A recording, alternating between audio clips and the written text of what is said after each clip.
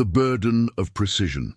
The metallic taste of doubt clung to Mikhail Kalashnikov's mouth as he lifted his teacup with trembling fingers, the steam rising like ghosts from the amber liquid.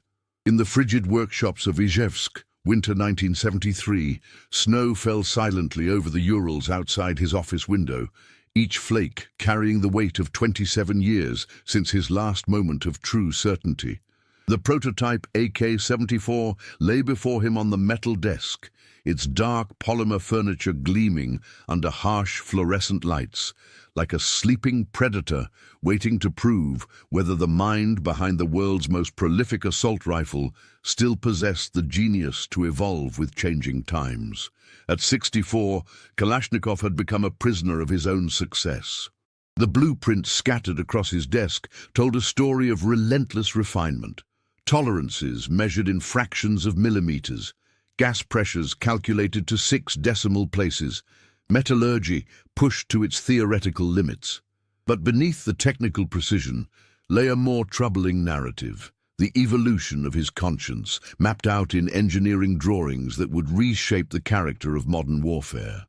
The tea reminded him of his childhood in Kuria, where his mother would brew similar amber comfort on mornings when the Siberian wind howled through their wooden cottage.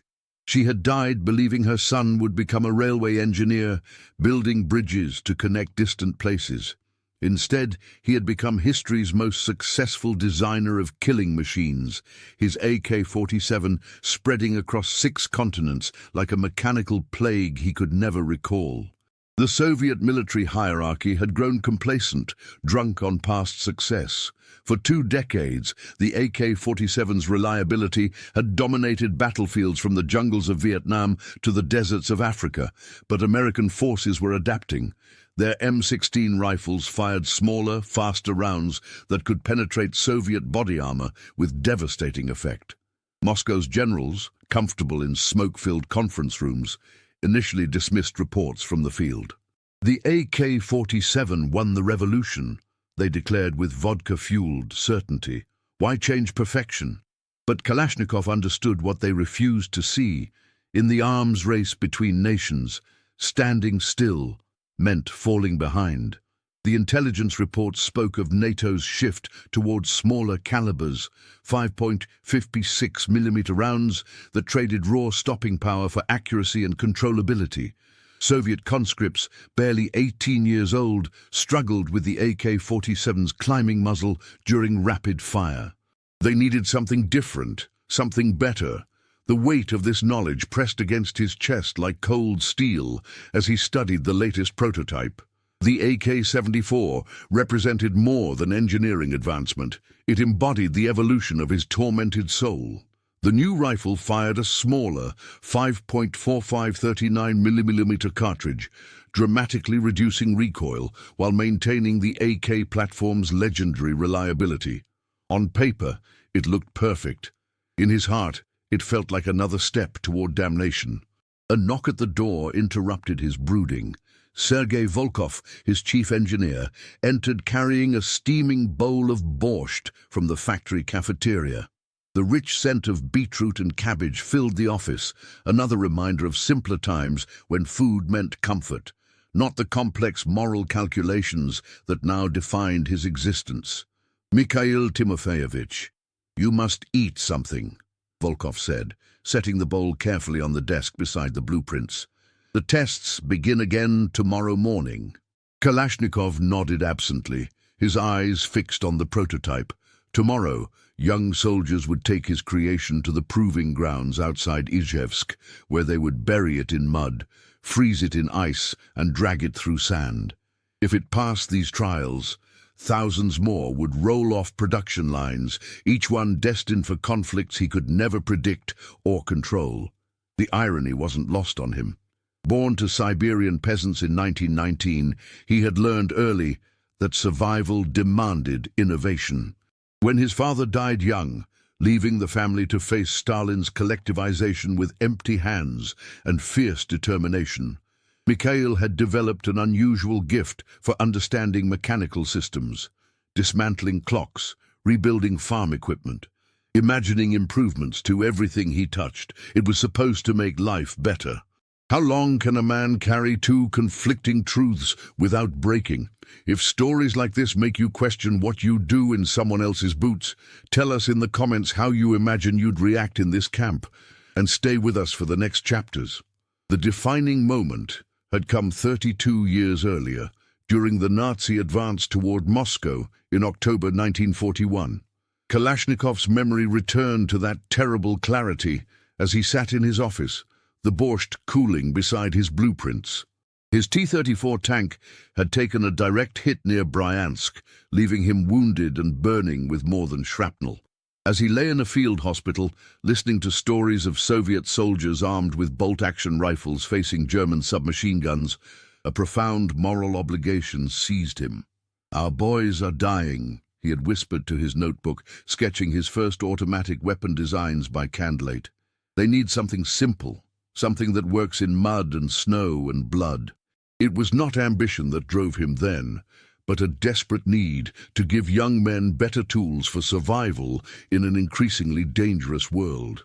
Now, 3 decades later, that same moral weight pressed down as he refined his life's work. The AK-74 firing tests had begun that morning at the Kubinka proving grounds outside Moscow, and early reports filtered back to Izhevsk through encrypted telephone calls. General Petrov, the army's chief of small arms procurement, had been skeptical from the beginning. "Toy bullets," he had scoffed during initial presentations. "Real soldiers need real power." But Kalashnikov had studied combat reports obsessively, poring over after-action analyses from conflicts around the globe. The data told a clear story. Accuracy mattered more than raw force. A soldier who could control his weapon would always defeat one wrestling with unmanageable recoil. The 5.45 39mm cartridge promised to transform conscripts into marksmen with minimal training. Volkov returned to the office carrying field telephone reports from Kubinka, his face grave with concentration. Snow continued to fall outside, turning the industrial landscape of Izhevsk into a crystalline wonderland that masked the deadly purpose of their work. "The initial tests are promising," Volkov reported, reading from carbon paper copies. "Feed reliability at -20°C, 97%. Accuracy at 300 meters, significant improvement over the AK-47. Kalashnikov nodded, but felt no satisfaction. Each successful test brought him closer to unleashing another generation of refined killers upon the world. His thoughts drifted to letters that had arrived over the years, some thanking him for liberating oppressed peoples, others condemning him for enabling massacres. Both perspectives contained truth he could neither escape nor reconcile. The factory outside his window hummed with purposeful activity. Shift workers emerged from the evening cold, their breath forming clouds in the frigid air as they hurried toward the warmth of the production halls. These were good people, skilled craftsmen who took pride in their work's precision. They didn't think about where their creations would ultimately travel, or whose lives would be changed by the triggers they installed. In quiet moments, Kalashnikov envied their innocence. His peasant upbringing had taught him that tools were meant to help people survive. Plowshares for breaking soil, hammers for building homes, knives for preparing food. But somewhere in his journey from wounded tank commander to celebrated designer, the tools had become exclusively dedicated to ending life rather than preserving it. The breakthrough for the AK-74 had come during previous winter testing in February. Earlier prototypes had suffered feeding problems in sub-zero temperatures, jamming when ice formed in the mechanism. Kalashnikov had spent sleepless nights in workshops not unlike this one, adjusting tolerances, modifying the gas system, testing each component until his hands cracked from cold and exhaustion. The solution had emerged from his peasant intuition. Like his father's forge, the weapon needed room to breathe, space for expansion and contraction. He widened specific tolerances by fractions of millimeters, creating what engineers called controlled sloppiness. precision disguised as simplicity. It was elegant engineering born from rural wisdom. A cup of tea sat cooling on his desk beside a photograph of his wife and children. They lived in a comfortable apartment in central Izhevsk, beneficiaries of his fame and the state's gratitude. His children attended good schools, wore warm clothes, never experienced the hunger that had defined his own youth. Yet sometimes he wondered if they understood the price of their comfort. The telephone rang, its shrill tone cutting through his reverie. Volkov answered, speaking in the clipped tones reserved for military communications. After a brief conversation, he hung up and turned to Kalashnikov with an expression of mixed triumph and concern. "Moscow wants a full demonstration next week," he said quietly. "Senior staff from the Defense Ministry. They're talking about immediate production authorization." Kalashnikov stared at the prototype on his desk, its polymer stock reflecting the overhead lights. In 7 days, his creation would either secure its place in history or join the forgotten experiments gathering dust in military archives. Either outcome carried consequences he preferred not to contemplate. What would you remember more, hunger or kindness? The letter from his nephew arrived on a Tuesday morning, carried through Izhevsk's snow-covered streets by a postal worker whose boots left dark prints on the factory's white steps. Kalashnikov read it while sipping his morning tea, the words carrying news from home that struck deeper than any engineering challenge. Young Victor had been conscripted into the Red Army, assigned to a motorized rifle regiment, training with the very weapons his uncle had designed. "The sergeants tell us the AK-47 is the best rifle in the world," Victor wrote in his careful script. "They say Uncle Mikhail saved countless Soviet lives. I am proud to carry your creation." The pride in those words twisted like a blade in Kalashnikov's chest. Victor was 19, the same age Mikhail had been when he first held a rifle. The boy had grown up hearing stories of his famous uncle, the peasant's son who became a hero of socialist labor. But Victor had never seen a battlefield, never watched young men die with inadequate tools in their frozen hands. Outside his office window, the Izhevsk skyline stretched toward the Ural Mountains, its industrial chimneys releasing steam into the morning air. This was the heart of Soviet arms production, where precision manufacturing met revolutionary ideology. For decades, these factories had churned out the instruments of liberation, or oppression, depending on one's perspective. The Moscow demonstration was scheduled for Friday. General Petrov would be there, along with Deputy Defense Minister Ustinov and a delegation from the Central Committee. They would watch conscripts fire the AK-74 under various conditions, comparing its performance to existing weapons. If approved, production would begin immediately, with initial orders for 50,000 units, 50,000 rifles, 50,000 chances for young men like Victor to survive combat, or 50,000 opportunities for those same weapons to spread beyond state control, ending up in conflicts Kalashnikov could never foresee. The mathematics of mortality had become his constant companion.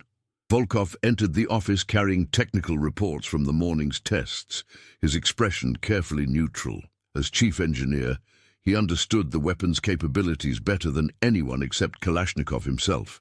But he had also learned to read his mentor's moods, recognizing the signs of moral struggle that accompanied each new development. "The accuracy results are remarkable," Volkov reported, spreading datasheets across the desk. Young conscripts with minimal training achieved better groupings at 300 meters than experienced marksmen using the AK-47. The reduced recoil makes all the difference. Kalashnikov studied the numbers, seeing beyond the statistics to their human implications. Improved accuracy meant more effective soldiers, which could shorten conflicts and reduce casualties, but it also meant more lethal weapons spreading across the globe, appearing in proxy wars and insurgencies for decades to come. His thoughts returned to October 1941, lying in that field hospital near Bryansk. the defining moment when purpose had crystallized from pain. Soviet soldiers were dying because they lacked effective automatic weapons while facing German submachine guns. His solution was born from desperate necessity, not ambition. But 27 years later, the moral landscape had shifted. The Soviet Union no longer faced existential threat from fascist invasion. Instead, the weapons he designed fueled conflicts in distant lands: Vietnam, Angola, the Middle East. Young men died holding rifles bearing his name, fighting wars he barely understood for causes he couldn't evaluate. The factory cafeteria served borscht again for lunch, its rich beetroot aroma filling the corridors like incense in a mechanical cathedral. Kalashnikov ate slowly, remembering similar soups from his childhood in Kuria. His mother had cooked with ingredients from their small garden, creating comfort from simple roots and vegetables. Now, he dined in a state facility that produced instruments of war, the vegetables imported from collective farms he'd never visited. After lunch, he returned to his office to find a report from the Central Intelligence Directorate waiting on his desk. It detailed NATO's adoption of smaller caliber ammunition, confirming what his engineering instincts had suggested months earlier. The Americans were moving toward the 5.56mm cartridge for their M16 rifles, emphasizing accuracy over stopping power. The AK-74's 5.45x 39mm round represented the Soviet response to this tactical evolution. Smaller, faster, more controllable, it would give Soviet forces a technological advantage in the ongoing arms race. But it would also ensure that Kalashnikov's innovations continued spreading worldwide, carried by the same geopolitical currents that had distributed his earlier designs. A knock at his door interrupted these troubling thoughts. His secretary announced a telephone call from Moscow, General Petrov, calling from his office in the Defense Ministry. Kalashnikov picked up the receiver, hearing the familiar gruff voice through the static of long-distance connection. "Mikhail Timofeyevich, I must eat my words," Petrov said without preamble. "Your toy bullets are impressive. The preliminary tests show significant improvements in soldier performance. We're moving forward with Friday's demonstration." After hanging up, Kalashnikov sat in silence, watching snow fall past his window. Victory felt like defeat. Success tasted like ash. He had created exactly what his country needed, but the cost to his conscience grew heavier with each achievement. Do you think you'd cling to what you were taught back home, or to what your own eyes see in a place like this? Comment which side you'd lean toward, and share this episode with someone who loves real human stories from history. If you came home with this story, who would you dare to tell? The Moscow demonstration took place on a grey Friday morning at the Kubinka Proving Grounds, where winter had transformed the testing fields into a vast expanse of white, punctuated by dark targets and equipment bunkers. Kalashnikov stood in an observation shelter, watching through reinforced glass as young conscripts demonstrated his creation's capabilities under the critical gaze of senior military officials. General Petrov had arrived from Moscow with a delegation that included Deputy Defense Minister Ustinov, several Central Committee members, and Colonel Dmitry Kozlov, a decorated veteran whose reputation for brutal honesty made even generals uncomfortable. They observed in silence as soldiers buried the AK-74 in mud, froze it in ice, and dragged it through sand, then fired it with devastating effectiveness. The conscripts, boys barely out of their teens, handled the weapon with an ease that had been impossible with the AK-47's heavier recoil. Their shot groups at 300 meters stunned even the skeptics into silence. Young soldiers who had struggled with the AK-47's climbing muzzle could place rapid, precise shots with the new rifle. Perhaps, General Petrov admitted quietly to Kalashnikov after watching recruits demolish targets, real power comes from hitting what you aim at. But victory carried an unbearable weight that settled deeper into Kalashnikov's chest with each successful demonstration. Standing in that observation bunker, watching his refined creation perform flawlessly, He understood that he was witnessing more than a weapons test. This was the birth of the next generation of warfare, and he was its unwilling midwife. Colonel Kozlov approached during a brief pause in the demonstration. Unlike the other officials, he wore actual combat decorations earned in conflicts where Kalashnikov's previous designs had already proven their lethal effectiveness. His weathered face carried the kind of knowledge that came from seeing rifles in action rather than just reading reports about them. "Comrade Kalashnikov," Kozlov said in a voice roughened by years of shouted commands, "I've carried your weapons through 3 different wars. They've saved my life more times than I can count. But I have to ask, do you ever wonder where this one will end up?" The question hit like a physical blow. Kalashnikov had wondered, of course. He had spent sleepless nights imagining scenarios where his creations appeared in conflicts he could never predict or control. The AK-74 would arm Soviet forces in future wars, but it would also inevitably spread beyond state control into the hands of insurgents, terrorists, and child soldiers. The weapon's very perfection, its reliability, simplicity, and effectiveness ensured it would endure long past its creator's intentions. During the lunch break, served in a military mess hall that smelled of cabbage soup and institutional disinfectant, Kalashnikov found himself seated beside Dr. Marina Volkov, a weapons analyst from the Academy of Sciences. Unlike the military men surrounding them, she approached the AK-74 as a technological achievement divorced from its ultimate purpose.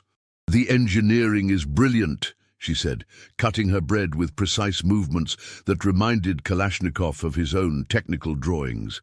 The controlled tolerances, the gas system modifications, it represents a quantum leap in small arms design.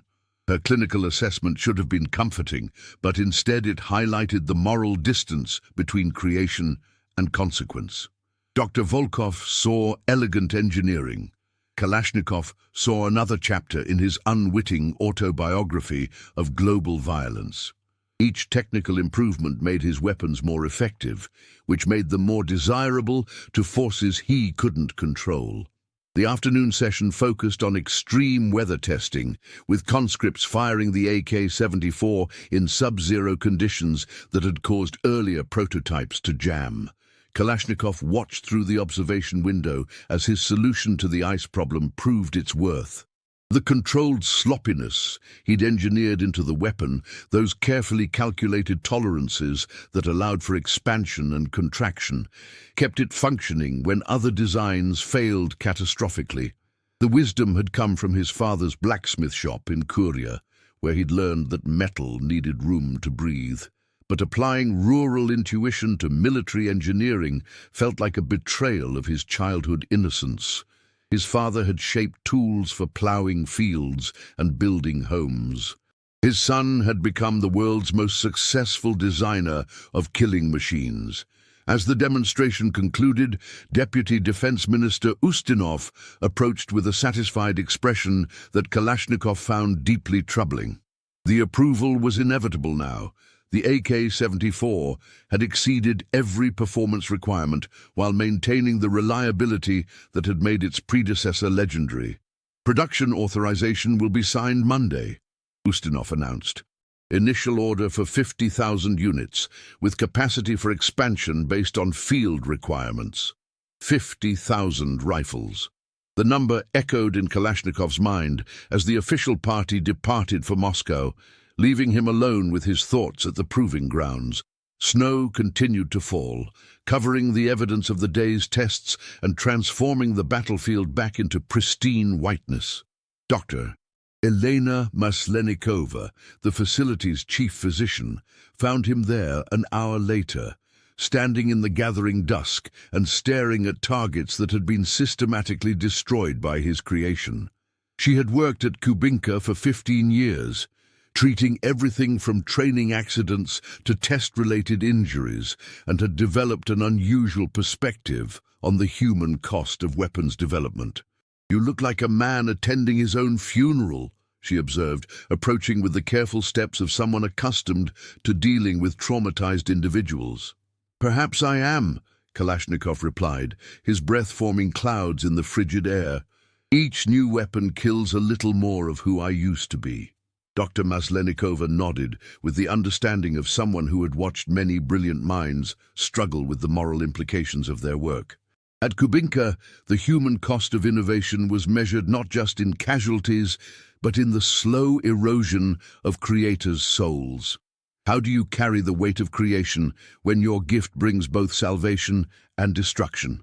The letter arrived 3 months after production began, delivered to Kalashnikov's office on a spring morning when the Izhevsk snow had finally melted, revealing the industrial landscape in all its stark functionality. It came from Dr.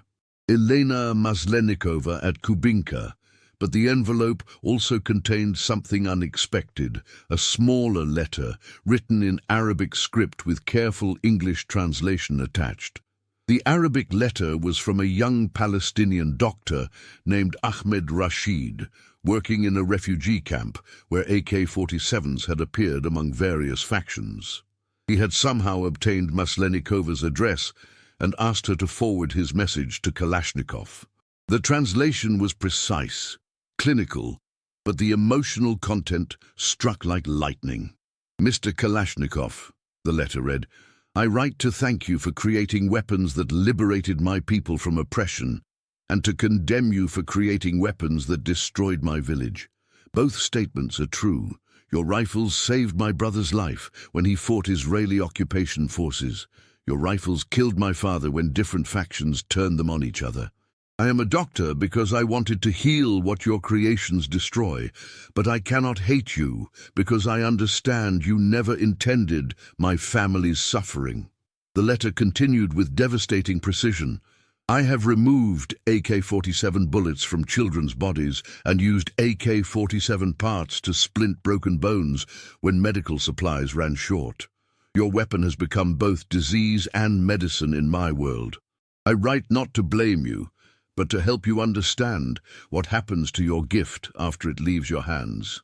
Kalashnikov read the letter 3 times before setting it aside with trembling fingers. Outside his window, spring rain washed the last traces of winter from Izhevsk's streets, but inside his office, the moral winter that had been building for decades finally crystallized into unbearable clarity. Dr. Maslenikova's accompanying note was brief. "Mikhail Timofeyevich, this letter represents hundreds of others I have collected over the years. People write to Kubinka because they know weapons are tested here, hoping to reach the designers. I thought you should see at least one perspective from the field." The central secret he had been avoiding for 30 years finally emerged from the shadows of his conscience. It wasn't that his weapons had unintended consequences. It was that the consequences were entirely predictable, and he had chosen to focus on technical perfection while ignoring moral implications. The AK-74 represented not just engineering advancement, but the willful refinement of global violence. Production reports from the Izhevsk factories told their own story. 50,000 AK-74s had rolled off assembly lines in the first quarter, each rifle stamped with quality control marks that bore his initials.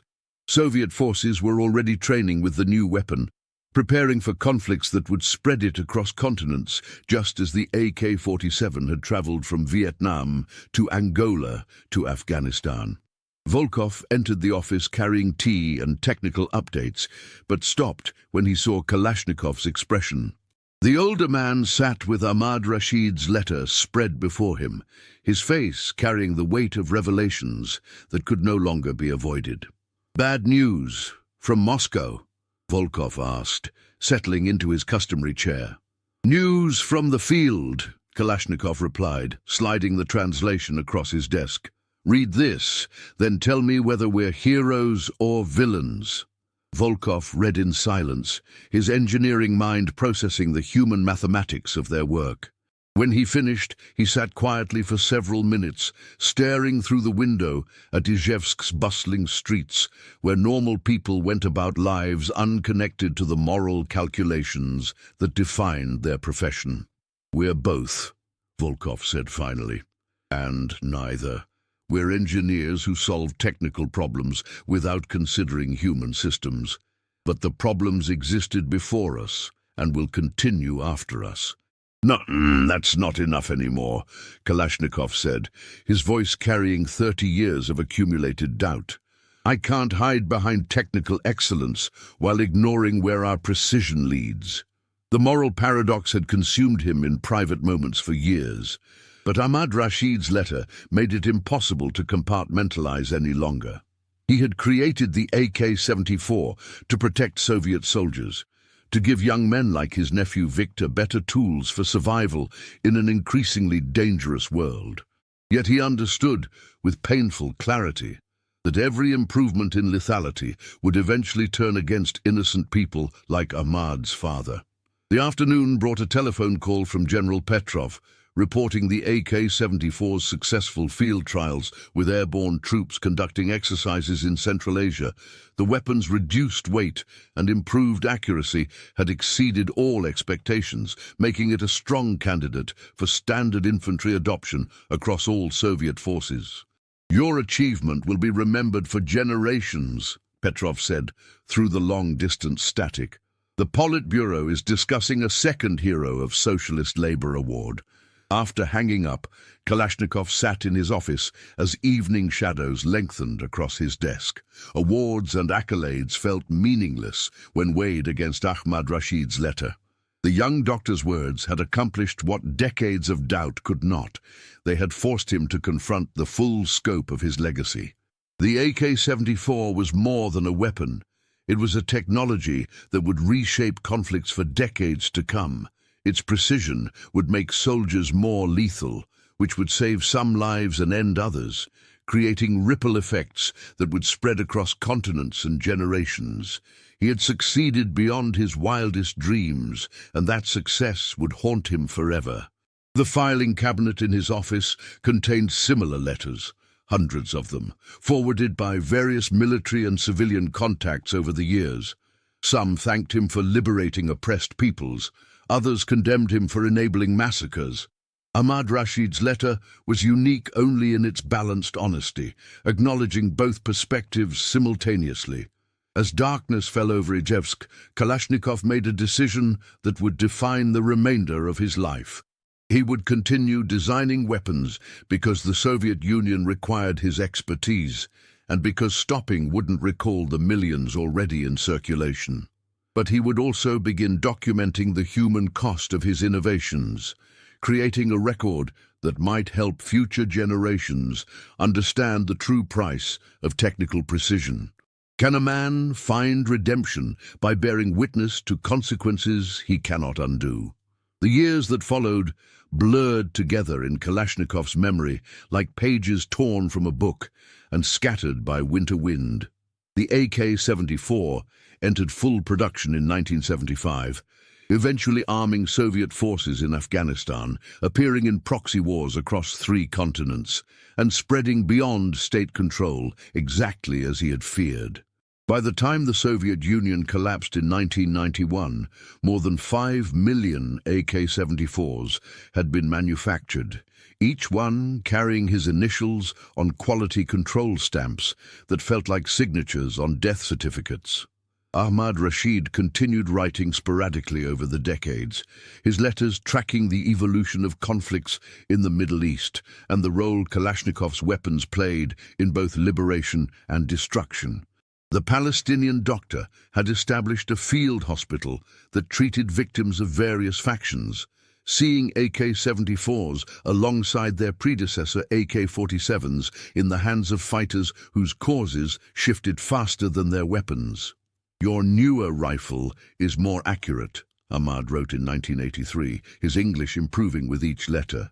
"This means cleaner wounds when surgeons are available and more precise killing when they are not. I still cannot decide whether to thank you or condemn you, so I do both." In 1989, Kalashnikov received permission to travel outside the Soviet Union for the first time, attending a weapons symposium in Germany where Western designers discussed the ethical implications of their work. The conversations forced him to articulate thoughts he had kept private for decades. speaking publicly about the moral weight that accompanied technical achievement. An American engineer named Robert Miller approached him after one session, introducing himself as the designer of improved ammunition for the M16 rifle. They found themselves in the awkward position of professional colleagues whose creations had faced each other on battlefields they had never visited. "Do you ever regret your work?" Miller asked during a private conversation in the hotel bar, both men nursing drinks that tasted like liquid melancholy. "Every day," Kalashnikov replied. "But regret doesn't undo anything. I designed weapons to protect Soviet soldiers. That they spread beyond my intentions doesn't change the original necessity. But knowing what you know now, would you do it again?" Kalashnikov considered the question while staring into his glass, seeing his reflection distorted by amber liquid and fluorescent light. "Yes, because the alternative was watching our boys die with inferior weapons. But I would document the consequences from the beginning instead of pretending they didn't exist." The conversation haunted him during the flight back to Moscow, watching clouds pass beneath the aircraft like battlefield smoke. He had spent 48 years creating instruments of war, each one more precise than the last, each one spreading farther than its predecessor. The AK-74 represented the culmination of his engineering genius, a weapon so refined it transcended its original purpose to become a global force of nature. Back in Izhevsk, he began writing his memoirs, documenting not just the technical development of his weapons, but their human impact as revealed through letters from people like Ahmad Rashid. The Soviet authorities initially resisted his desire to discuss moral implications, preferring the narrative of heroic engineers serving the motherland. But Glasnost created space for more complex truths. Dr. Elena Maslenikova visited his office in 1992, bringing news that Ahmad Rashid had been killed by a car bomb in Beirut. The Palestinian doctor had died while treating casualties from fighting between factions armed with various weapons, including both AK-47s and AK-74s. His death felt personal to Kalashnikov, the loss of a moral compass that had helped him navigate the ethical wilderness of his achievements. "He never blamed you," Maslenikova said, settling into the chair Volkov had occupied for decades before his retirement. His last letter said the weapons were symptoms, not causes. Human nature creates conflicts. Engineers just provide tools. "That's what we tell ourselves," Kalashnikov replied. "But tools shape outcomes. My rifles didn't cause wars, but they changed how wars are fought and who can fight them." The collapse of the Soviet Union had transformed his status from state hero to historical curiosity, but also gave him freedom to speak honestly about his work's implications. In interviews and lectures, he began acknowledging the moral complexity of his legacy, describing the AK-74 as his most technically sophisticated creation, but also his heaviest burden. Young engineering students who attended his talks seemed surprised by his willingness to discuss ethical implications. They had expected technical lectures about metallurgy and gas-operated mechanisms, not philosophical reflections on the nature of innovation and responsibility. But Kalashnikov had learned that technical excellence without moral consideration created precision without wisdom. In his final years, living in a modest apartment near the factories where his weapons were still manufactured, he kept Ahmad Rashid's letters in a special folder marked "Conscience." The Palestinian doctor's words had forced him to confront truths he might otherwise have avoided, transforming abstract guilt into specific understanding of consequences that rippled across generations. The taste of tea still reminded him of childhood mornings in Kuria, when his mother brewed comfort from simple leaves and hot water. But now, the amber liquid also carried memories of winter 1973, when he had stared at AK-74 blueprints while wrestling with the weight of doubt that pressed against his chest like cold steel. That moment of hesitation had been the last time he could pretend that technical achievement existed separately from moral implication. He died in 2013, taking with him the knowledge that he had succeeded beyond his wildest dreams and that success would haunt history forever. The AK-74 continued functioning in conflicts across the globe, its precision enabling both salvation and destruction with equal effectiveness. In the end, it wasn't the rifle's technical specifications that defined its legacy. It was the moral complexity of its brilliant, tormented creator. On his desk, beside a cold cup of tea, lay Ahmad Rashid's final letter, written shortly before the doctor's death. The conclusion had become Kalashnikov's own. We are all prisoners of gifts we cannot take back. The only freedom is choosing how to bear witness to what we have made. If this story reminded you that even in the darkest times, small acts of humanity still matter, subscribe to the channel, tell us which country you watch from, and invite someone to revisit history with us in the next story. The mind behind the weapon had learned that hate was indeed easier to carry than the memory of kindness, or in his case, the memory of precision that served both mercy and destruction with equal faithfulness.